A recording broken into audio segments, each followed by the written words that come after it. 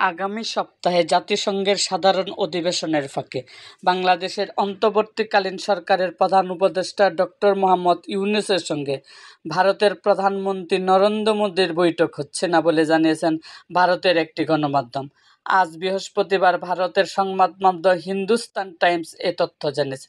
সংবাদ মাধ্যমটি এক প্রতিবেদনে জানায়, এই মাসের শুরুর দিকে বাংলাদেশের পক্ষ থেকে জাতিসংঘ সাধারণ পরিষদের সাইডলাইনে ডক্টর মোহাম্মদ ইউনূস ও নরেন্দ্র মোদীর মধ্যে বৈঠকের জন্য আনুষ্ঠানিক অনুরোধ করা হয়েছিল।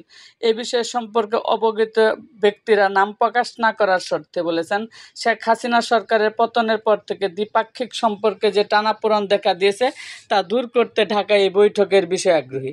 কিন্তু যুক্তরাষ্ট্রে মোদীর 3 দিনের সফর ব্যস্ত সময়সূচিতে পরিপূর্ণ থাকবে।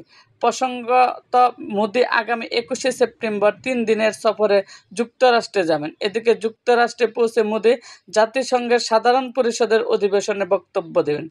এর পাশাপাশি চতুর্দেশীয় জোট কোয়াড এর শীর্ষ বৈঠক এবং ভারতীয় বংশোদ্ভূত ও প্রবাসী ভারতীয়দের সভায় তিনি যোগ দেবেন বলে দিল্লির পররাষ্ট্র মন্ত্রণালয়ের পক্ষ থেকে জানানো হয়েছে। তাই এই ব্যস্ততার মধ্যে বাংলাদেশের নতুন সরকারের প্রধানের সঙ্গে সাক্ষাৎ হচ্ছে না তার। উল্লেখ্য, জাতিসংঘ সাধারণ পরিষদের অধিবেশনে যোগ দিতে আগামী সপ্তাহে যুক্তরাষ্ট্রে যাচ্ছেন ডক্টর মোহাম্মদ ইউনূস ও নরেন্দ্র মোদী।